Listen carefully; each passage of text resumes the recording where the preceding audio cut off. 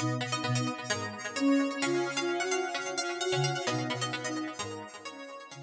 there, it's Kevin with GatheringMagic.com with match number 1 with our Mono Blue Devotion. Yes, we'd like to play first.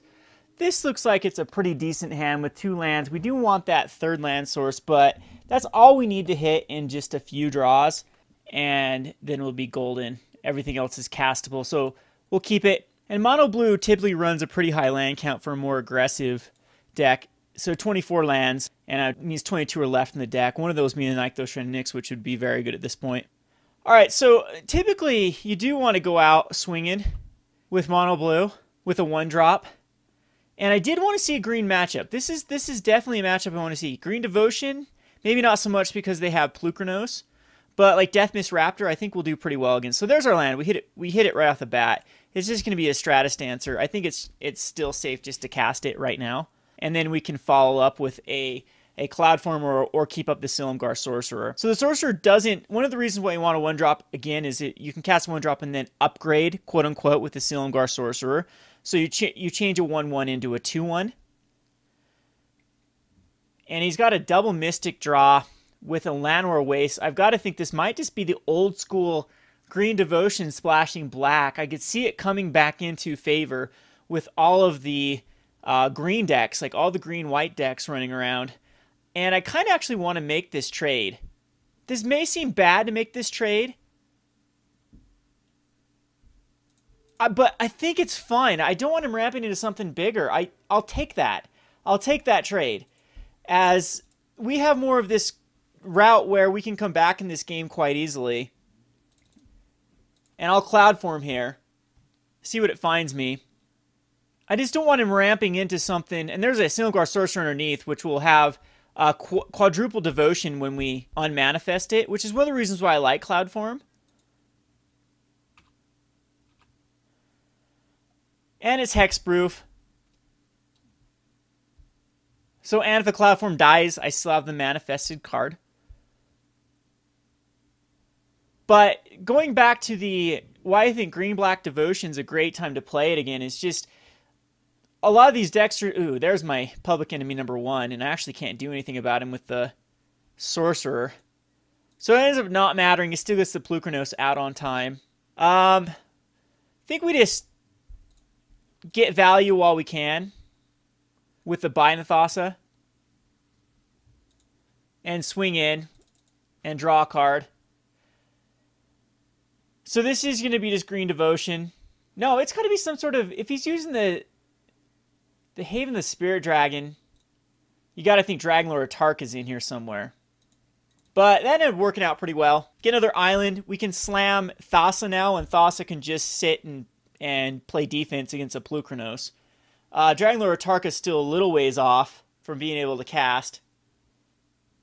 And this is definitely a match where I think, oh no. Well, that hurts, actually. I'm going to be taking 10 damage, 11 damage.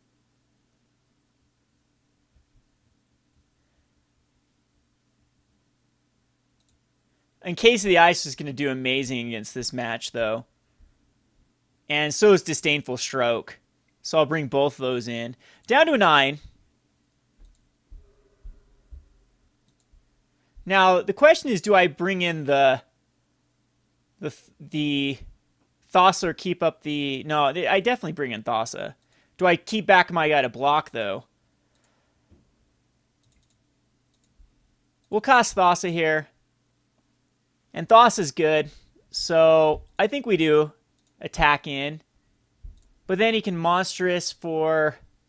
Would that be lethal if I do attack in and then... I think we need to hit something here, and hopefully just hit something we can actually cast a chump block. And we hit another island, unfortunately. So that is not good. Yeah, because if he just top decks into another card, it's just over. Because a Surok can give it haste. So yeah, that ends up not being good. As he's 3 cards left in hand, all he has to do is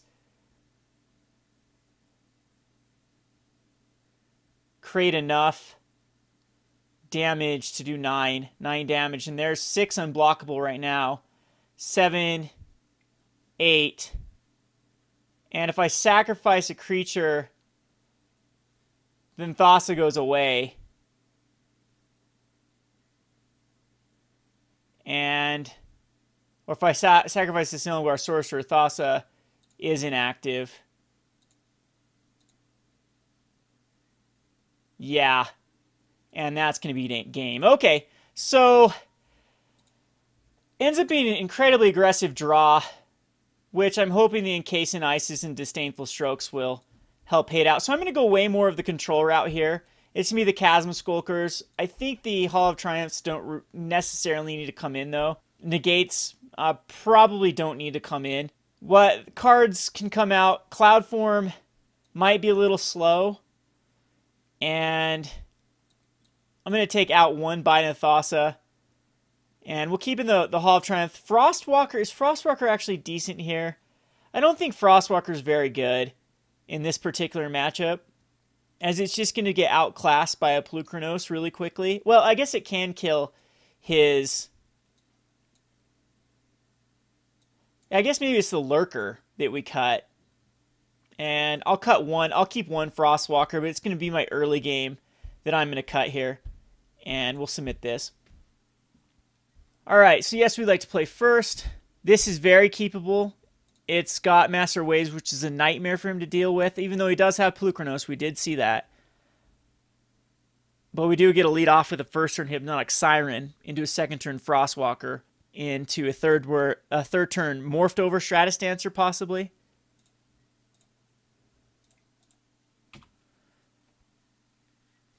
So let's see here. He's going to hopefully not put out an Elvish Mystic. Yay, that is good. So he's not going to have his insanely fast Elvish Mystic draw.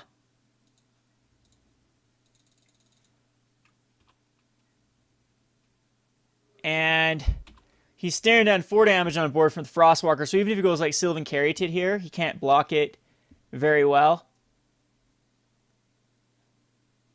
And I think it will be tempting just to throw out the Stratus Dancer. Morphed. Oh, that's just a better option. Yeah, that's a much better option. So we'll Chasm Skulker. There's really not a way he comes back from this. He's so far behind. He didn't get any acceleration. He has to stay more on the defensive end. I mean, he's going to be able to put a counter on the Crucible of the Spirit Dragon, but it's going to be too slow to really get going and find him the colors he needs. So this might be Jund. I think it's Jund Dragons. Did we see another color last game? I don't think we did. Heavy on the green. Dragon Lord Tark is most likely in here. Maybe Kolaghan is on here. Is in his deck. But... and maybe it's really... maybe the 2-drop that if you reveal a dragon card, he comes with 3/4 is in here. I have not a clue. There's a lot of unknowns.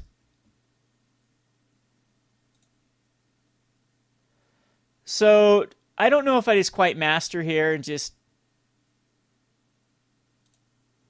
or if I Stratus Dancer, so I can add 1, 2, 3 with the Shrine, so the Shrine doesn't net me up any.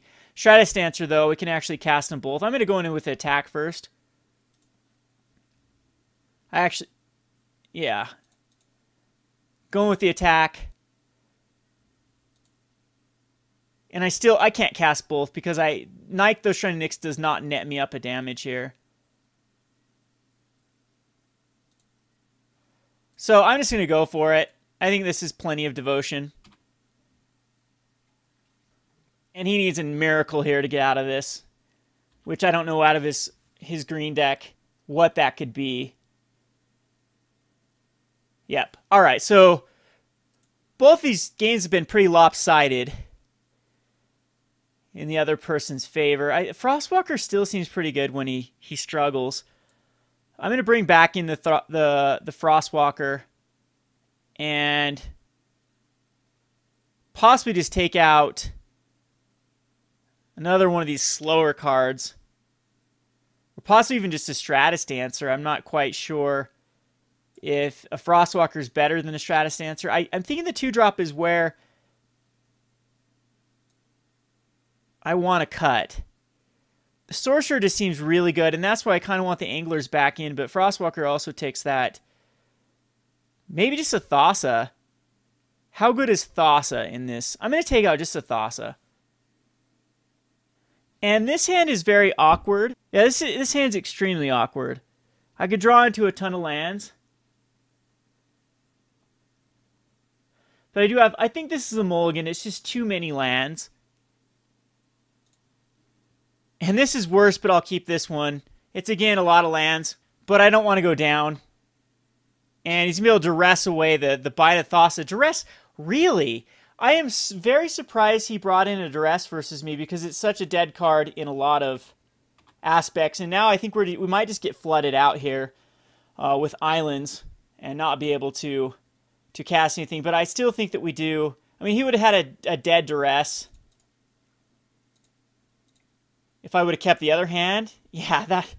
Now I am regretting not keeping the other hand, but I think that it's still a mulligan with the 5 lands and 2 actually spells. And he missed the land drop though, so now we're in great shape. We'll just attack in with the Siren. And do we just lock him out? I think we're safe to cast a Thassa here.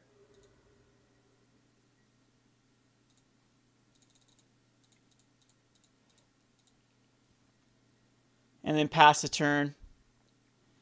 And so he kind of kept a risky hand with just a mana confluence. He can add a ton of black with Urborg to Yawgmoth. His mana base just seems incredibly greedy unless he's casting dragons. Now we don't ever have to another land again unless we have 2 lands on top in a row. Put that to the bottom. So let's see if we end up drawing a land. Okay, I will shut my mouth about that. I guess we will still draw lands. And we'll attack in with the Hypnotic Siren. Again, we're just going to keep this Sorcerer back to counter anything that he puts out. Like if a Plukernos somehow can come out,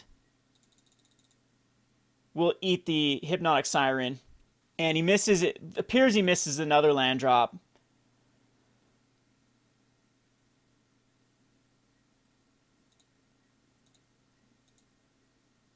And we will just scry. Put that definitely on top. Absolutely want that card.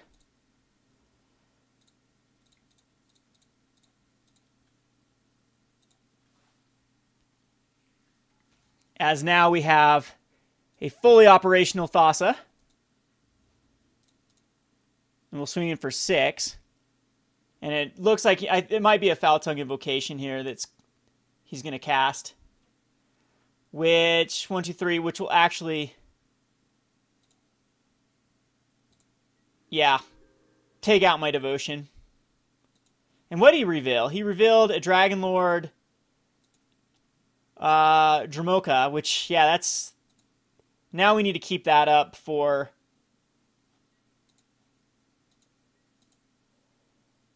the Silumgar Sorcerer for sure. And again, Foul Tongue's really good. Any sacrifice effect is incredibly good versus Shorecrasher.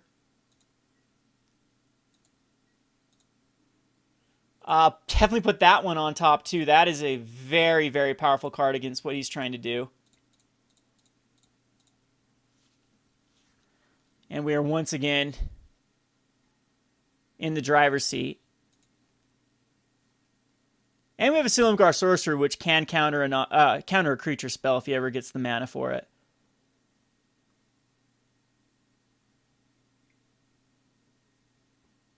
He's going to Bile Blight the Chasm Skulker. So I could Silumgar Sorcerer here. No, I have to have a target. Yep. We'll attack in.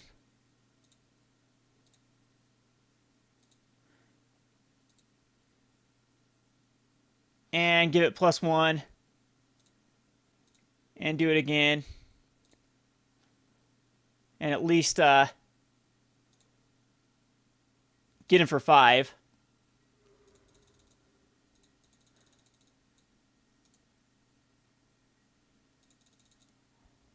And now he's got another land, which I guess Plukernos still can't come out because it needs... Yeah, that can only get for dragons. Oh yeah, Plukernos can't come out. He's got a Mana Confluence here.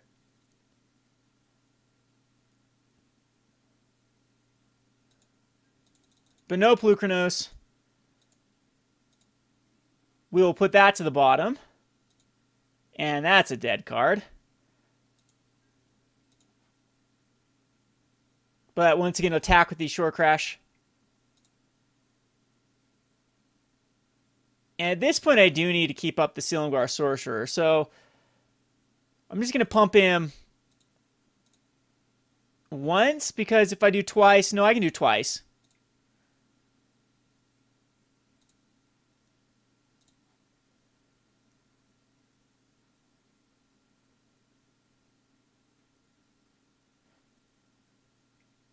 Because I can still exile him.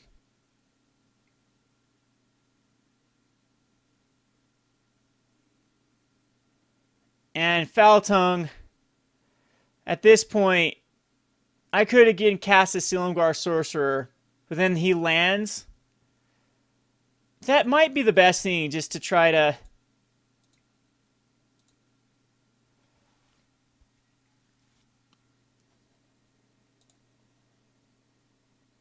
And I'm actually going to sacrifice the Thassa, since I have another Thassa.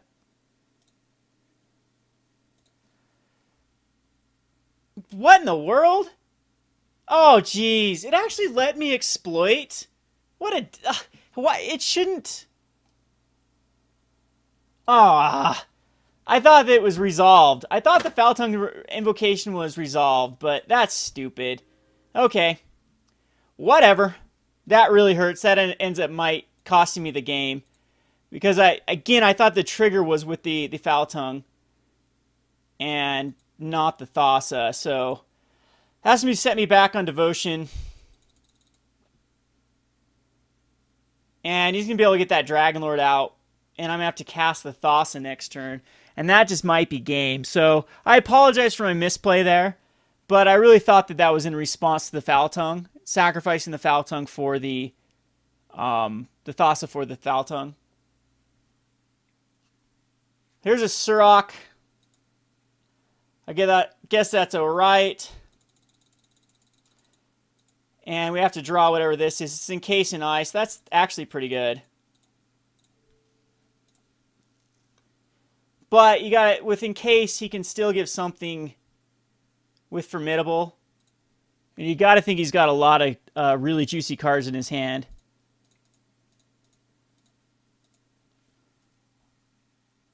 There's Thassa. Should have a Sorcerer here as well and get in for 5, but we'll just get in there for the 3 and keep up the Shorecrasher Elemental damage. So if he just tops into a land here, we could be in problem because the Dragon Lord Flying Lifelink 5/7 can't be countered. He gets it haste. I'm on a clock. He's going to Destructive Reveille's Encase and Ice, which takes the Thassa off. But then he can't cast the Dragon Lord, so I'm not too sure I agree with that play.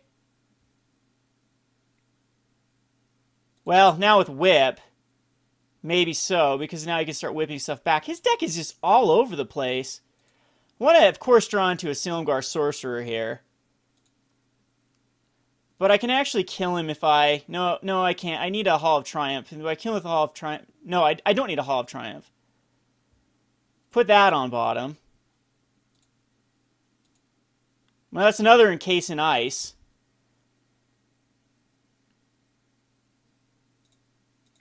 Which, we can flash it, but I want to get it in for the damage. So,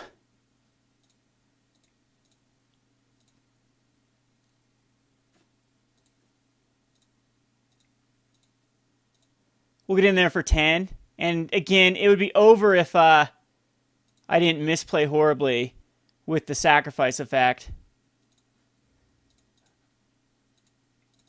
But it is what it is.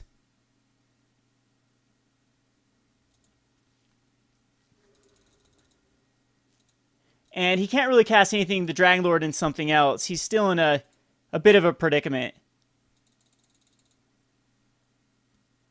I still think the right play is to attack. No, if he attacks his Dragon Lord, he dies because he goes up to a 7, and I kill him next turn.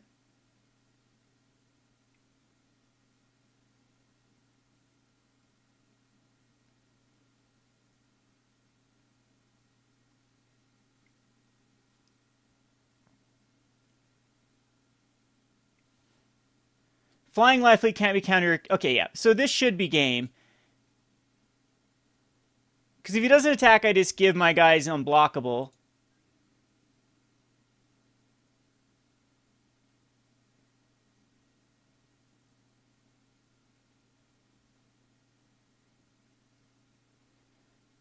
And swing in for lethal. And he only goes back up to a 7, because there's no such thing as double lifelink in this deck. Or in this game. Actually there is if you have a Spirit Link, which doesn't actually give your guy lifelink, but gives an ability when you do damage with that creature, gain them a life, and your guy's lifelink, then yes it does, but not in Standard anyway. Alright, so it doesn't matter what we scry into here. We'd put that on the bottom. And give it unblockable. And unblockable. And that's game.